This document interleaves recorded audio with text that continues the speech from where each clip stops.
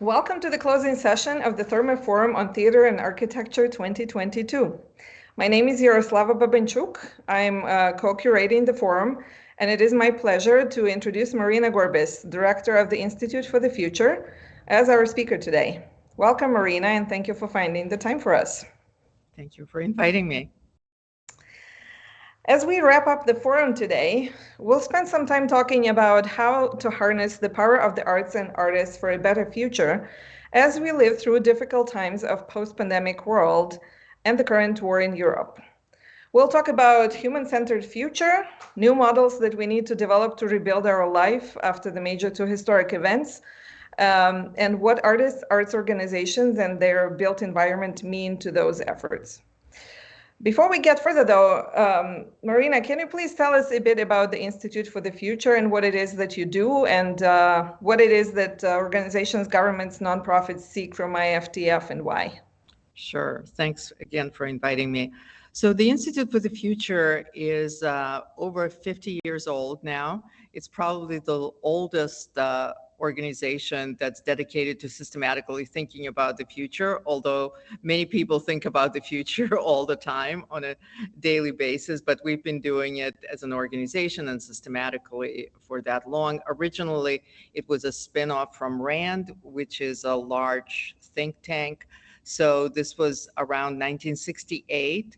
And at the time, there were no systematic tools for thinking about the future. You know, you can take tarot cards or you can use crystal ball and all of that. And sometimes we joke about that we have all of those at the Institute. But some of the techniques that were developed at the Institute, this was an era of a lot of social upheavals, you know, Vietnam War, kind of these unpredictable events, in many ways very similar to the kind of era we're living in now. And people were trying to think, how do you cope with this kind of change? How do you plan for it? How do you prepare for it? So some of the founders developed some of the foundational techniques for thinking about the future, including scenarios, including something called the Delphi technique, which is a technique for bringing experts together and really systematically putting them through the process of asking, what do they think and what are the probabilities? And since that time, we've developed a lot of different techniques for helping people think about the future. One of the first things I should say, first of all, we're a nonprofit organization, which means we're a civic organization. We don't have owners, which doesn't mean that we have to be self-sustaining. So we have to make money to support ourselves, but we don't have to distribute it to shareholders. So it's a very different kind of organization. And this gives us a lot of opportunity really to work in the public sector. So we work with communities, we work with other nonprofit organizations, with foundations and other. We also work with companies.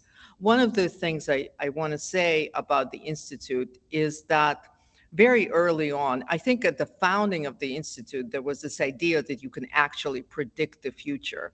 And I was just looking through some of the documents, early documents, reflecting on the founding of the Institute. And one of the first things that one of the founders wrote is like, we realized that you can't predict the future.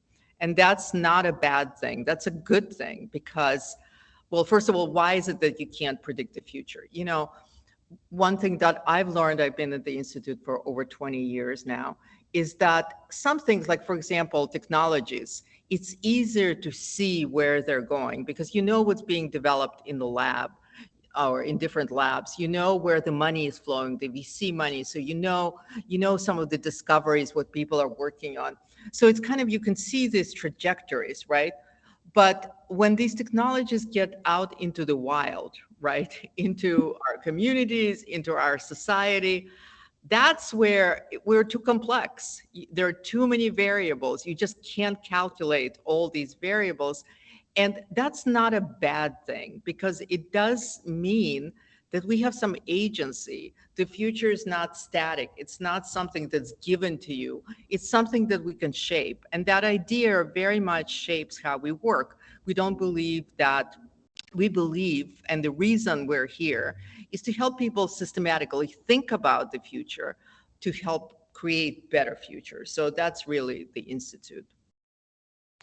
Okay, thank you. I hope this gives our audience a better feeling of what foresight is and how your work shapes decisions and strategic planning for organizations and governments and nonprofits, and also for individuals. I think it's important to every now and then stop and try imagine where things are going.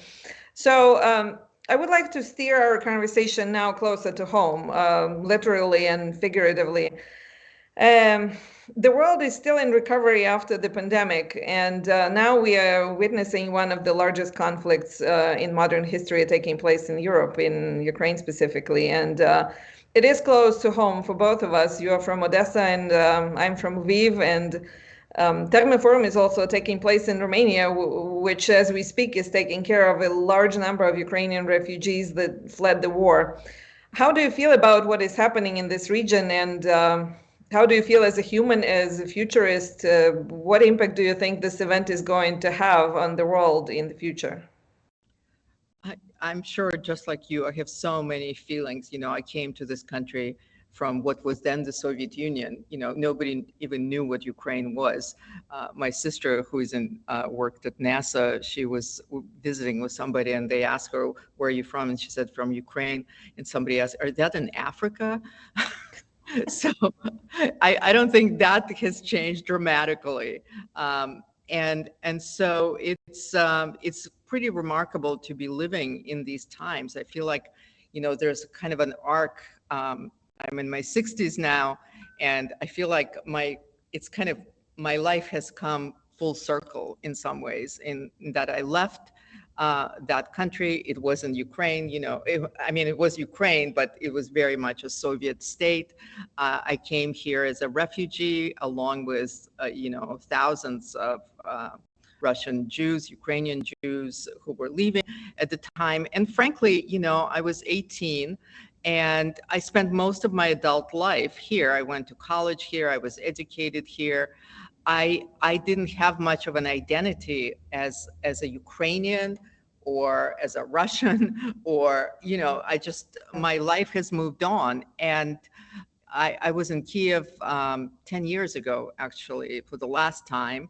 And I kind of felt as a foreigner in some ways because, culturally, I was both, of course, but didn't have much of a connection with the place. And it's just changed overnight. Everything I'm reading now, I'm totally embedded in Ukrainian language and Russian language media. I'm not watching hardly any like CNN or any other media. So I'm catching up in some ways with some of the culture and some of the terms. Some of it is familiar and some of it is not. I would say, obviously, like everybody else, it's shocking. It kind of, I have a very different sense of my own identity as a result. I feel very Ukrainian right now. I have to explain, and everybody's now, I'm sure, like you, everybody's asking, it's like you become an instant expert on Ukraine, and it's like, I don't really know that much. I'm reading a lot, and I'm listening to a lot of things, so I'm catching up myself. But that sense of identity, and I think that sense of identity comes from, of course, the language, and of course some of the culture. And when you hear about bombings in Odessa, it creates, you have such a bond that it sort of You brings. didn't even know you had. Yeah, you didn't know you had, like, I had no desire. One of the first things when this started, I sent a note to my staff, and I kind of told the story that I didn't have this sense of Ukrainian identity, but I do now. And I never thought that I would want to go back, but I do want to go back now. I think it's, and some of it is just, some of it is so familiar. I'm sure you're feeling this, that what's being revealed, it's just like these two events. I think the pandemic has revealed a lot about weaknesses in our societies, the supply chains that are very global but not very resilient. So you're running out of masks, you're running out of produce, you're running out of baby formula, so built for a very different. So these kind of events that reveal these weaknesses that have been building up for a long time. And I think the war in Ukraine is revealing actually a lot, both about Ukraine, but also about Russia. The kind of uh, I, so many different things, like the barbarity of what is taking place on the ground. That's to me unimaginable, right? But it's kind of like was always there, like the capacity to do that was always there. It doesn't just come out of nowhere, bubbling. The kind of I would say, fake greatness of Russia that's again so fragile, and really being like our view of Russia is changing now. If you came from Russia, you probably, or it's the Soviet Union or whatever, from that part of the world, you probably knew it. But I almost like feel part of me is like, see, I've been telling you about this, but now you're seeing it. It's like everybody's engaged in the story in a way that people weren't. Like you find out geography, people know, Bucha, and they who would know that these terms would become so familiar. Unfortunately, they've become so familiar. So it's a very, I feel like I've moved into a different world in many ways, psychologically, in terms of my identity, in terms of my culture, in terms of what I'm seeing. And it's all very sad, but it's enraging in many ways, right? Like I rage a lot these days. My poor husband, we go out for a walk in a nice, hiking, and I start railing about this or that and all of that. But the one thing I want to say about it, it gives me such hope despite all of that, because at some point the lies and the deceptions and the kind of these invisible things, they have to break, right? And there's something happening in Ukraine that's so hopeful despite all of this, and I'm not even talking about people and the resiliency of the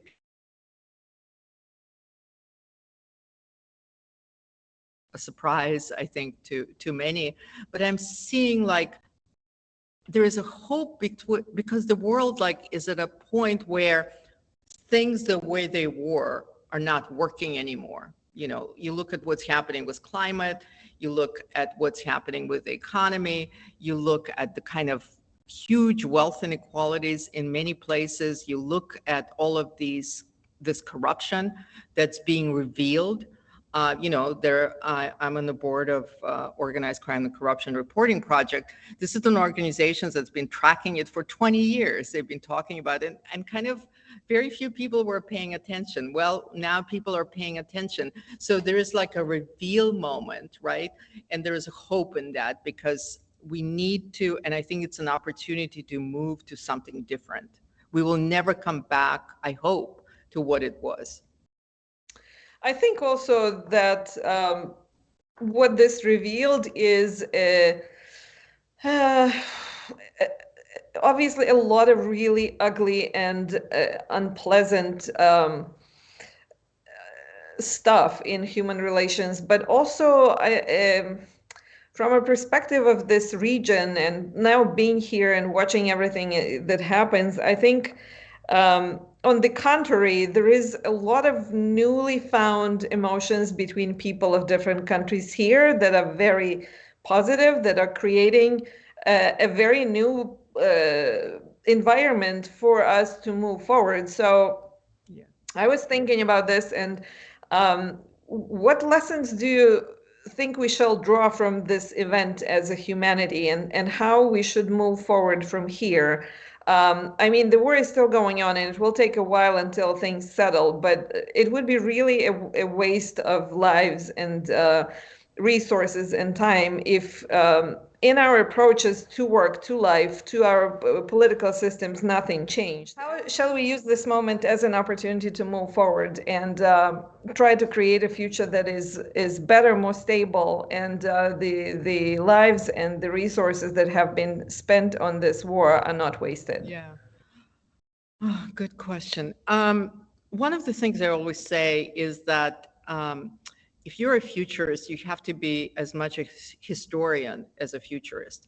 And in our work, whenever we look at the issue, we actually start with history, understanding how did we get here? What decisions were made? The present that we're living now is a result of decisions that were made decades ago, probably, if not longer. And, there's this famous Mark Twain quote. Mark Twain has a great quote for everything, which is, history doesn't repeat itself, but it does rhyme, right?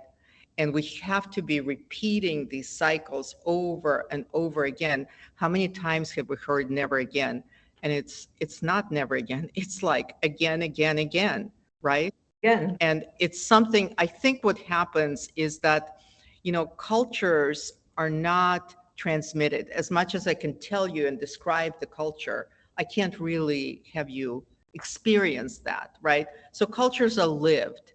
And when you're removed in a generation or two generation from the experience of war, from the experience of genocide, it just doesn't seem real, right? So somehow, and to the degree that we can, not just study history, but embed history in our environment. Our environment shapes what we see. It shapes our reality. It shapes how we think.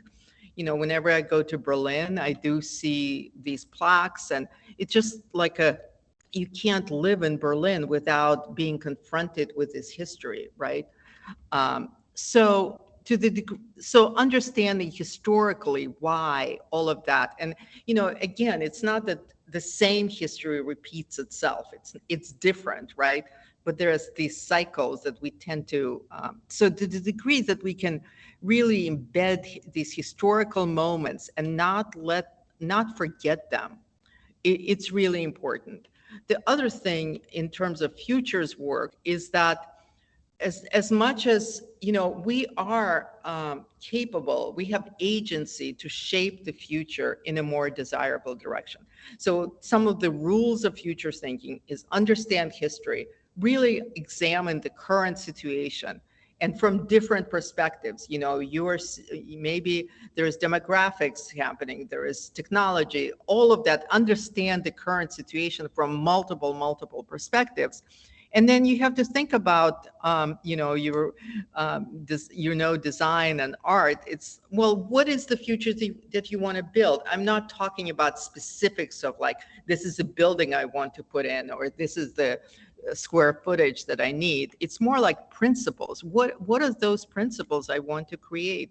Is it about equity? Is it about humanity? Is it about connectedness? I hope it's all of the above. And then you have to look at, what can I do? How do I do this to achieve those goals? So I do think that I often think now about post-war Ukraine. I hope it's earlier than we think. I hope it's right away. But it's sort of, and I hope that people in Ukraine and in government and in agencies and art organization are thinking, what is that future? Because the other thing that, as all of these revelations are pouring in as a result of the pandemic, as a result of climate change, as a result of this war, it seems like we are at that turning point where some of the things and some of the models that we've used in the past are not working anymore. They work to some degree. They've achieved, there's nothing is perfect, right? And nothing great comes without its evil. But overall, we have greater life expectancy. We have better standards of living, not to knock all of this down. There's things that have been achieved, but we're kind of at the turning point where we need new models. We need new strategies. We need to, because the way, just our environment, our human conditions, the kind of isolation that a lot of people feel, all of these things, the kind of inequalities that we don't want to continue with that. And that's where I think, I'm hoping that Ukraine will pioneer some of these models. One of the unfortunate, or if there's anything positive, and I use that word very tentatively, but new things are being built when something old is being destroyed. Yes. And so this is a huge opportunity to create something new, to prototype. I hope that Ukraine will become a laboratory for the world of new models, new approaches, new ways of being in the world. I think this region will become a laboratory because we had to, in the area, now that I'm in Romania, I also follow what is happening in Poland. And we had on the go here create support structures that didn't exist. And while governments were working on providing legal frameworks and so on, people built things on the ground on their own with resources that were in their hands, not in government accounts. And for a while, this was going on sort of grassroots until the governments caught up, and nobody's blaming the governments because you have to work within legal fields. So I always agree joke with about that. this. Like here, it's been fashionable to have these maker spaces, like do-it-yourself spaces. And I always joke about it, like everybody had to be a maker. If you grew up in Eastern Europe, you had to rely and come together and improvise, and the infrastructure didn't work, so you made it work. And a lot of that improvisation came, and ability was not about just the individual, it's about people coming together, and particularly, and we know that less sort of money-rich communities, they rely on social ties more. That's the part that you don't want to lose, right? That's really important. This is really a good point about the past, because I think I've shared with you about this festival, that the festival would never have happened here at the time when it started 30 years ago now, 29, if people didn't help to take the festival off the ground. In the 90s, there was really not enough resources to do it by the book, right? By structures, by theories, and so on. Everybody pitched in to take the festival off the ground, and it still happens that way. But I really liked your reference to the history, and I've been thinking about this a lot as an educator and as someone involved in the arts very seriously and heavily. And I have an interesting observation that I would really like to hear your thoughts about, because I realized recently that the two major world events that happened in the last 100 years, or rather in the last 50 years, because Second World War and First World War were really surpassing that. But there were two recent events that have been led by artists. And one of them was the end of Cold War, which was the result of President Reagan's efforts, and subsequently Gorbachev and so on. And now President Zelensky is leading Ukraine in this war. Both of these leaders were artists by profession and by practice for a while. And I was wondering what your thoughts are on that, and if you have any insights into this phenomenon generally. Yeah, and I've written about this. One of the unique things I think about Soviet or Eastern European experience in general, because most people couldn't make a lot of money. Yeah, there were some tiny slice of the population that had that. But who were our heroes? They were usually writers, composers, philosophers, all of that. They were our heroes. And there were people who didn't have a lot of money, but nevertheless, they had a huge kind of social influence and all of that.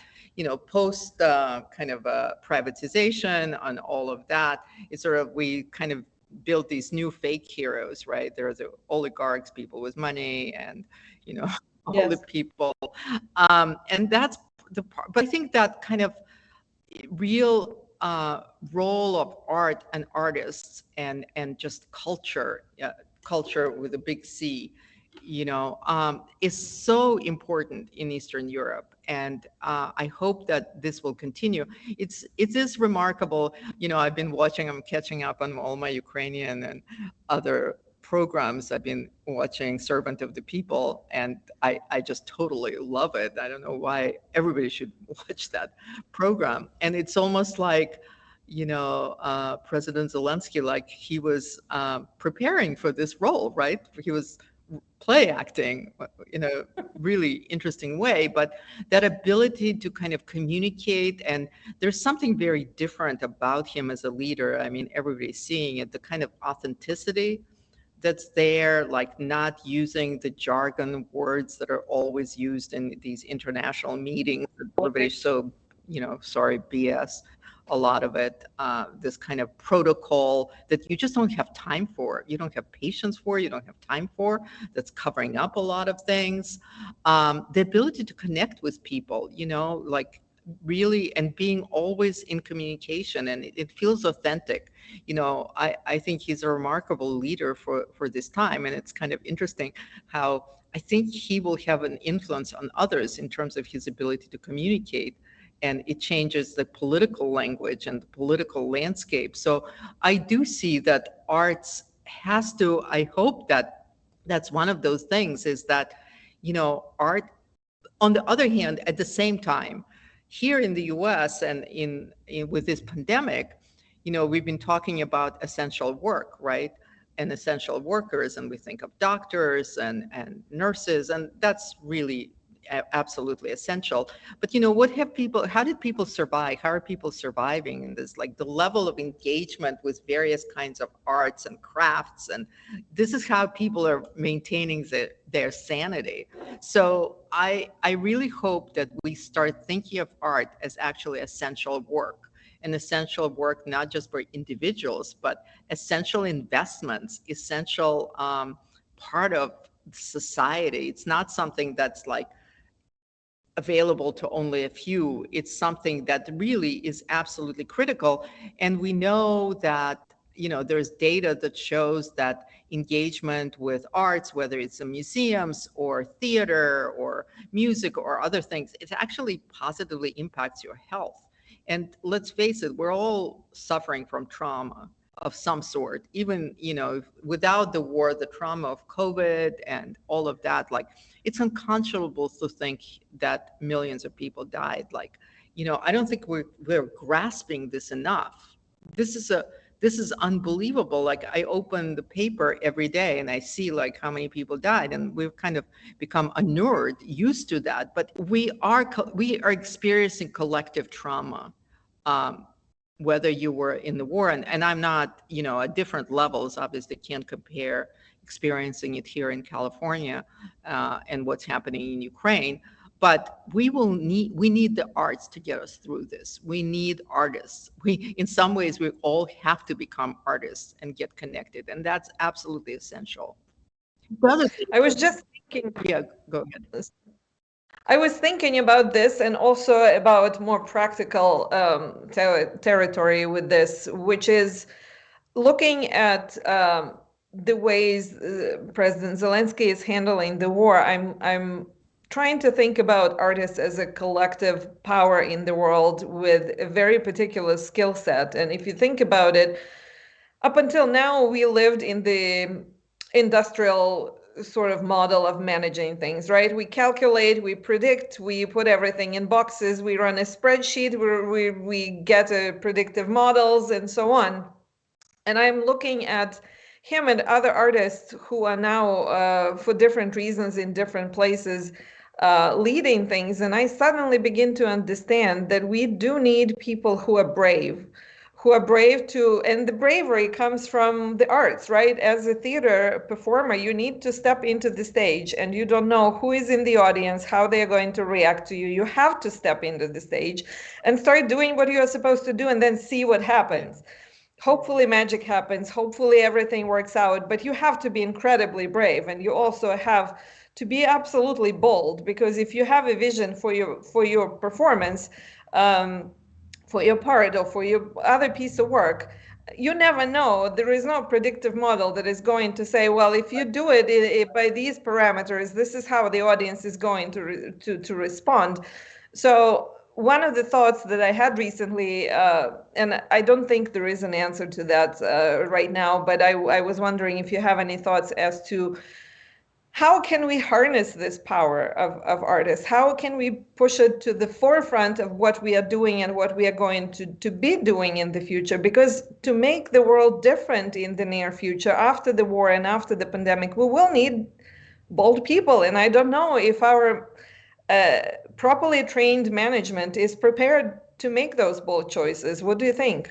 Yeah, so many thoughts about that. One thing is that I do think that artists underestimate their own power, right? And I agree. collective power.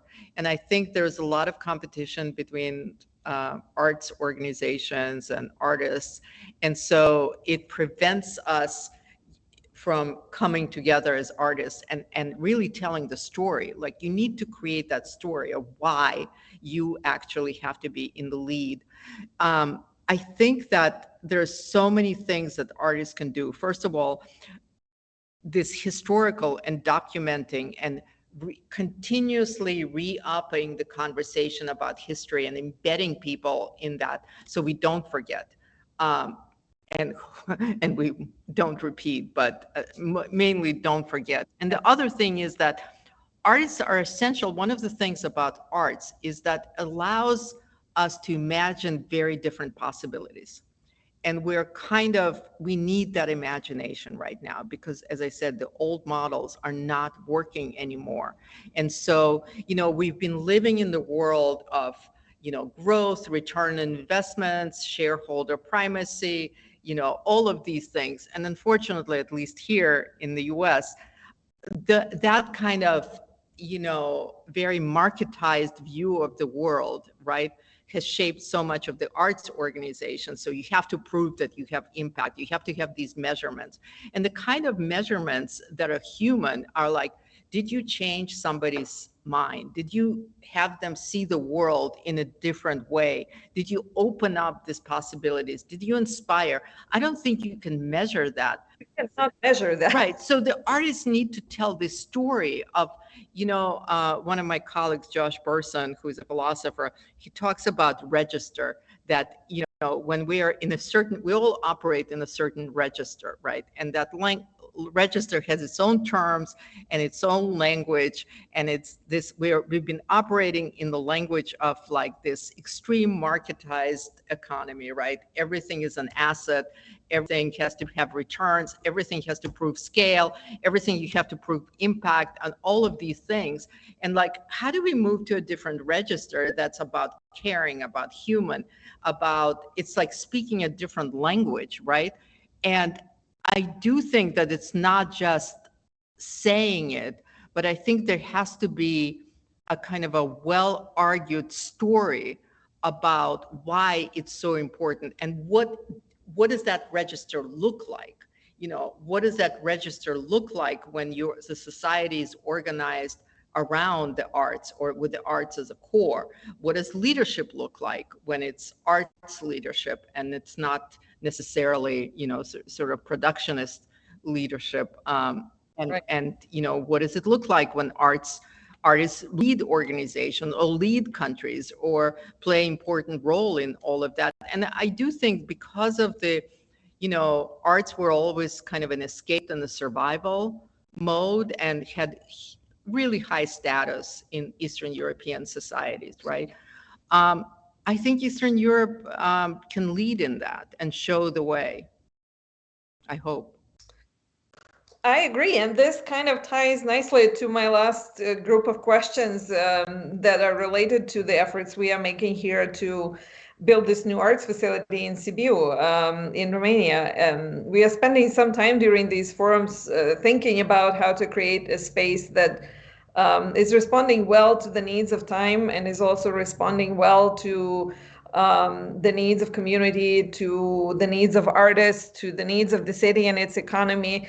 And following the pandemic and this war, do you think such spaces will be important for people to be in the future? And will arts again serve, as it many times did already, like you said, as a healing instrument for us? Shall communities and their governing bodies aspire to create spaces where communities and artists co-create and imagine a better future? And despite the fact that the technologies are taking over and more drawing people into environments that are virtual and digital. Yeah. Not only I think it's important, I think it's absolutely essential to create these kind of spaces. And I love how you use the word spaces, because spaces is what's difficult to describe, right? We just had somebody come in, he's a Stanford postdoctoral fellow who's been studying the history of philanthropy, and he talked about how, you know, nonprofit and civic sector always was about creating these spaces where communities came together, and this kind of drive for, you know, returns on investment, impact, and measurement actually is trying to destroy. Despite that, a lot of nonprofits still manage to do it, but it's sort of like despite what the external world is telling them, right? And this notion that a lot of nonprofits and a lot of arts organizations and organizations like the Institute, they're not able to, they're no longer, by their funders and others, are able to provide these kind of spaces. And these kinds of spaces are absolutely essential.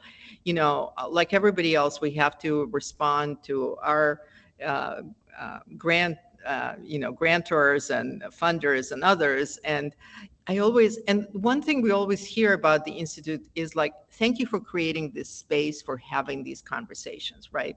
And it's like, how do you calculate that? And I know it's absolutely essential, and I'm going to continue doing it as long as I can and provide these spaces. And I just feel like, you know, we need more of these spaces. We need our educational institutions to be these kind of spaces, not like, you know, pumping people with data and information, but for conversations, for coming together, for figuring places to be. Yeah, for it's essential for us.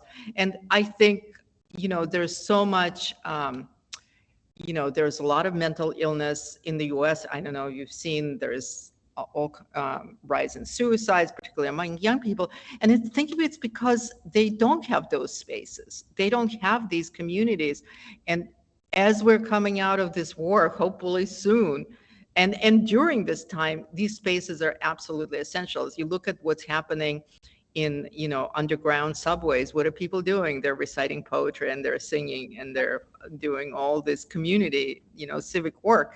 And we don't think of it as work, which is another thing. We need to reframe what work is.